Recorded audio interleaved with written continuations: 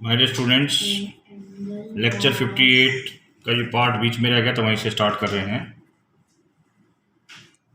Phi n cyclotomic, phi n भी the nth cyclotomic polynomial है। यहां से हम स्टार्ट करेंगे। देखो कैसे करेंगे। विद nth साइक्लोटोमिक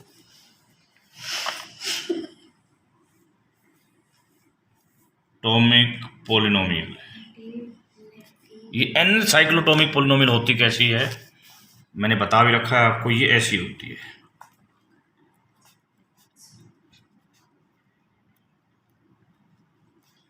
आई और n का GCD 1, अल्फा की पावर वो आएंगी जहां पर i और n का GCD 1 हो। What is this? Alpha is nth primitive root of unity, जो कि हम मान के चले थे। और इसकी डिग्री कितनी होती है? इसकी जो डिग्री होती है वो एलर फाई फंक्शन होती है। क्या होती है? एलर फाई फंक्शन होती है। ये जो पोलिनोमियल होती है ये ऑलवेज इरिड्यूसिबल पोलिनोमियल होती है ऑफ डिग्री n, नहीं ओवर n, सॉरी डिग्री नहीं n होती। ये एक ऑलवेज इरिड्यूसिबल पोलिनोमियल होती है जिसकी डिग्री इतनी होती है। Also phi N X is irreducible over Q. ये एक इरिड्यूसिबल पोलिनोमियल ओवर क्यू होती है। ठीक है। थोड़ी देर पहले आपने इसकी डिग्री की बात करी 2, मैं इसकी डिग्री की बात कर रहा हूं, बट इसकी डिग्री के बारे में बताएंगे हम।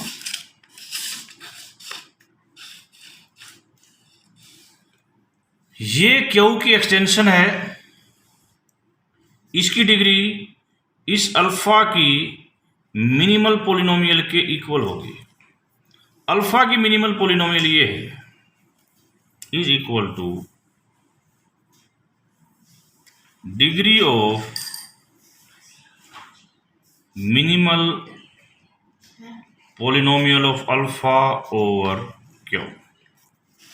और इसकी डिग्री किसकी होगी? Degree of this phi n के इक्वल, जो कि Euler phi function of n होगी। Euler phi function of n होगी। अब आ जाइए बीटा के बारे में। आपने थोड़ी देर पहले कहा था कि बीटा इज कंस्ट्रक्टेबल।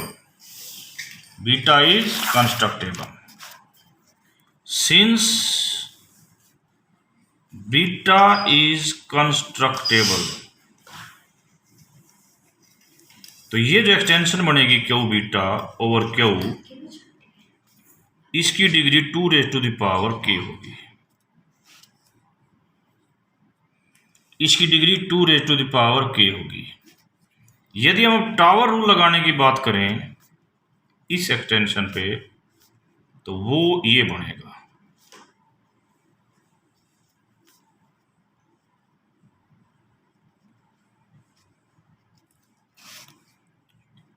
आपने अभी भी कहा कि इसकी डिग्री कितनी है?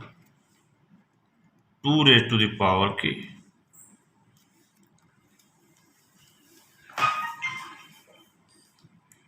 ठीक है, 2 k।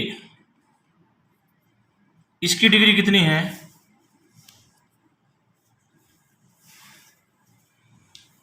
कितनी है डिग्री इसकी? 2। देखो मैंने यहां कहा था कि ये एक ऐसी पोलिनोमियल है, ठीक है, जिसका रूट है अल्फा, और अल्फा इसमें नहीं होना है। ये बात मैंने सारी कर दी। एक शर्त थी, उस शर्त को हम इग्नोर कर दें तो यदि अल्फा इसमें, शर्त क्या थी कि यदि ये n 1 नहीं होता, ठीक है, यदि ये अल्फा इसमें बिलोंग करता तो इसकी अल्फा की मिनिमल पोलिनोमियल की डिग्री 1 होती। यहां पर 2 है, ठीक है, तो ये 2 हो जाएगी। मैं इसको 1 नहीं मान रहा इनको। तो इस प्रकार ये एक्सटेंशन किसके बराबर आ जाएगी? इसकी डिग्री 2 k + 1 के इक्वल आ जाएगी। और ये किसके इक्वल होती है, मैंने बताया था एलर फाई एन। अल्टीमेटली हमें क्या मिल गया कि ये जो एलर फाई एन है इज पावर ऑफ 2। तभी आप क्या कह सकते हो, एन गोन कंस्ट्रक्टेबल कह सकते हो, क्योंकि इस क्वेश्चन में हम लेके चले थे कि एन गोन इज कंस्ट्रक्टेबल। अब कन्वर्सली अब आप लेके चले हो कि ये 2 की पावर k है, इसका मतलब इसकी जो डिग्री होगी ये 5 ये बनेगी, that is 2 raise to power k। हम मान के चलते हैं कि क्यू बीटा एक्सटेंशन क्यू की डिग्री 2r है, और टावर रूल को ध्यान में रखते हुए ये भी पता लगेगा ये इसकी पावर को डिवाइड करेगी। यदि ये 2 की पावर r है तो ये भी 2 की पावर होगी, और 2 की उतनी पावर होगी जो इसकी पावर से कम होगी, where r is less than k।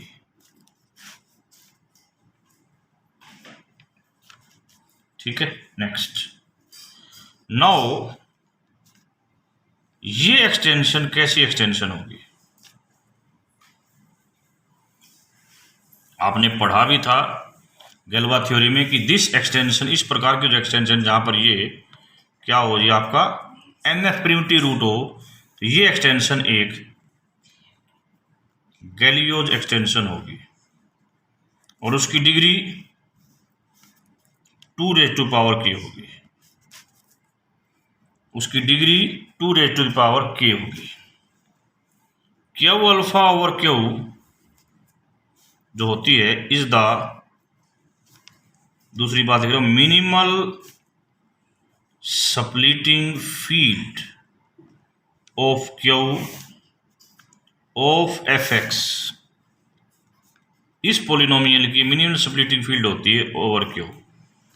ये जो फील्ड एक्सटेंशन है, this is the minimal splitting field of this polynomial over Q. Okay, next point,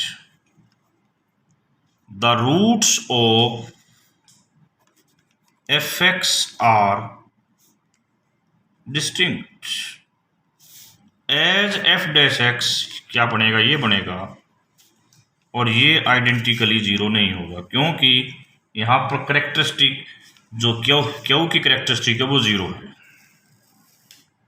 okay, तो कुछ बातें हम यहां पर बताना चाहेंगे। If sigma is a Q automorphism,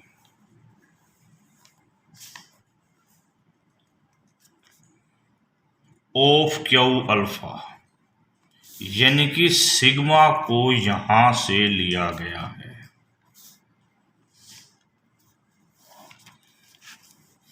तो इस सिग्मा की वैल्यू क्या होगी, सिग्मा के अंदर अल्फा रखने पर अल्फा की पावर j आएगी, अल्फा की पावर j आएगी, और j की वैल्यू होगी 1 से n।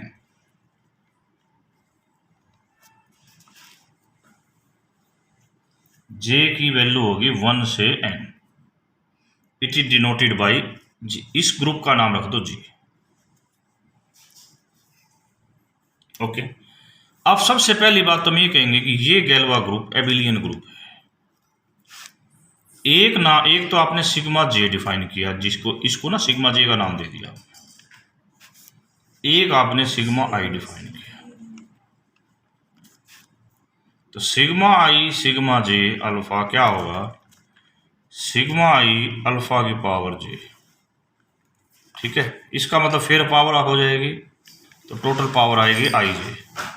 यदि हम ये कैलकुलेट करते हैं तो वहां से भी ये आएगा, इसका मतलब सिग्मा आई सिग्मा जे सिग्मा आई सेम है। इसका मतलब ये ग्रुप कैसा है, एबिलियन ग्रुप है। अभी तक तो केवल ग्रुप था, अब एबिलियन ग्रुप है। ठीक है, ओके। सिंस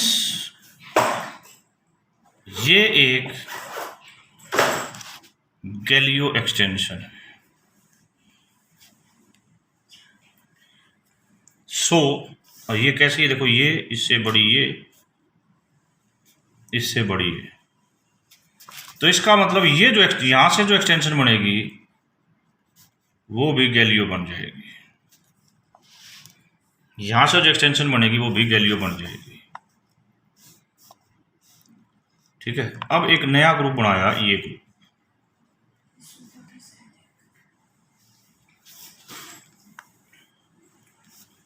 जिसका नाम रख दिया H। इस H ग्रुप में और G ग्रुप में फर्क क्या है? इसमें भी सारी ऑटोमॉर्फिज्म है, क्यू अल्फा से क्यू अल्फा, यहां भी क्यू अल्फा से क्यू अल्फा। इसमें वो क्यू को फिक्स करती हैं, ये उससे ज्यादा क्यू बीटा को फिक्स करती है। तो कहने का मतलब H is the group of Q beta automorphisms of Q alpha. H subgroup होगा G का, G एबिलियन है, इसलिए H क्या हो जाएगा, नॉर्मल सब ग्रुप ऑफ G हो जाएगा। क्यों? एबिलियन ग्रुप के सारे सब ग्रुप नॉर्मल होते हैं। ठीक है, नॉर्मल होते ही एक बड़ी इंपॉर्टेंट चीज आ जाएगी इसकी, कि इस ये जो ग्रुप बनाया हमने, इसका नाम H रख रहे, ये ग्रुप रख रहे हो, इस ग्रुप की फिक्स फील्ड क्या होगी? इसकी फिक्स फील्ड ये बन जाएगी। नॉर्मल कह रहा है कि इसकी फिक्स फील्ड ये बन जाएगी, तो हम क्या लिखेंगे, therefore the fix field Q beta of H, fix field ये है, और वो नॉर्मल एक्सटेंशन होगी किसकी, क्यू की। ये सारी चीज by the fundamental theorem of Galois theory कहती है। सिंस क्यू बीटा आर में से रियल का सबसेट है एंड ये एक्सटेंशन नॉर्मल एक्सटेंशन है। ठीक है, और इस एक्सटेंशन की खासियत भी थी कि इसकी डिग्री कितनी ली थी हमने, 2⁻⁴ ली है। दिस इंप्लाइज, ये डाला हुआ एलिमेंट 2 की पावर है, इसलिए बीटा इज ए कंस्ट्रक्टेबल। अब आप कहोगे सर 2 की पावर r और रियल की बात तो हमें पहले से पता थी, फिर केवल ये प्रॉपर्टी लगाने के लिए कि ये 2 की पावर में और ये कंस्ट्रक्टेबल, इसके लिए हमें ये चाहिए था कि ये एक नॉर्मल एक्सटेंशन होगी। क्या प्रूव किया, क्यू बीटा और Q is a normal extension, ये था इंपॉर्टेंट। अब आपने कह दिया बीटा इज कंस्ट्रक्टेबल, बीटा मतलब ये कंस्ट्रक्टेबल, ये कंस्ट्रक्टेबल, तो 2π/n भी कंस्ट्रक्टेबल और ये भी constructible, therefore n gon is constructible. Next question, pentagon constructible है।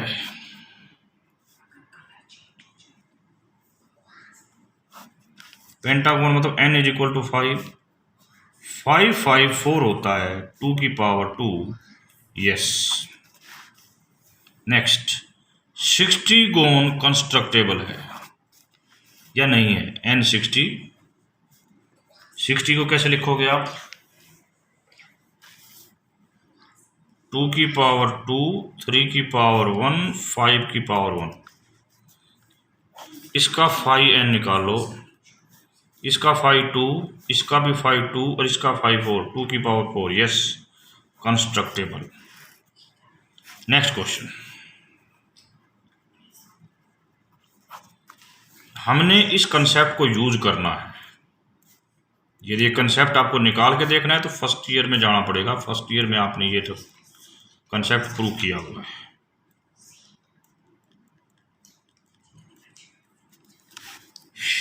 इस कंसेप्ट का यूज करना है एंड प्रूव करना है कि 7 गोन कंस्ट्रक्टेबल नहीं है। Use this concept and prove that 7 gon is not constructible. ठीक है, थीटा हमने लिया जी 2π/7। 2 कोस थीटा क्या आएगा,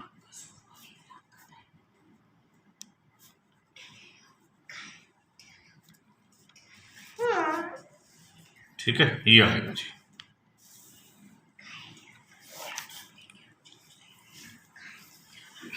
हमने एक इक्वेशन लिखी है, इसके रूट होंगे 7 और वो इस प्रकार के होंगे, वेयर आर की वैल्यू 0 और 6 के बीच में लाई करेगी। ये बात आपने फर्स्ट ईयर में पढ़ी थी। यदि आर की वैल्यू 1 होती तो ई की power iota theta is root of this, इसका रूट होगा।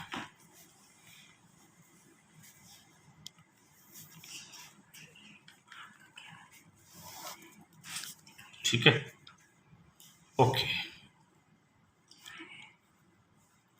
अब देखिए, मैं छोटी सी बातों को लेकर चलता हूं ताकि हम रिजल्ट पर पहुंच जाएं। वैसे तो हम इस क्वेश्चन में ये रिजल्ट आप यूज करना है, मैं इस कंसेप्ट को छोड़ देता हूं। ये रिजल्ट आप क्लास फर्स्ट ईयर में आप प्रूव कर सकते हो, चेक कर लें। मैं इस रिजल्ट को लेके चलता हूं। ठीक है बेटा,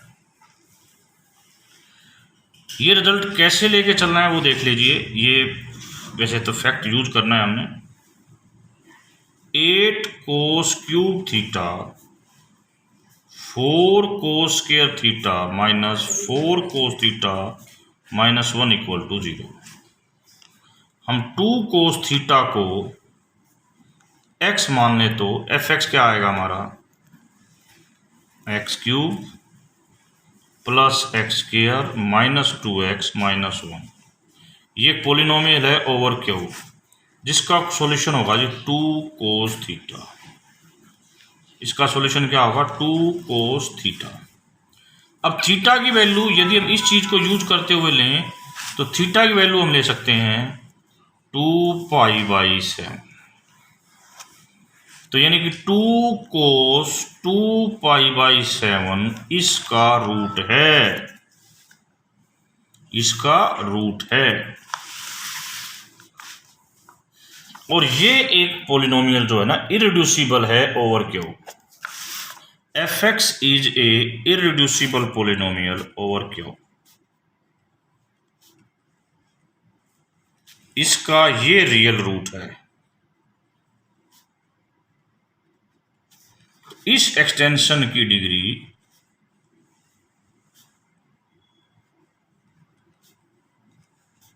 तीन होगी, जो कि 2 की पावर k के बराबर नहीं है। इसका मतलब क्या हुआ कि ये चीज कंस्ट्रक्टेबल नहीं है, ये कंस्ट्रक्टेबल नहीं है। इसका मतलब ये कंस्ट्रक्टेबल नहीं है और ये कंस्ट्रक्टेबल नहीं है, तो 7 गोन कंस्ट्रक्टेबल नहीं है।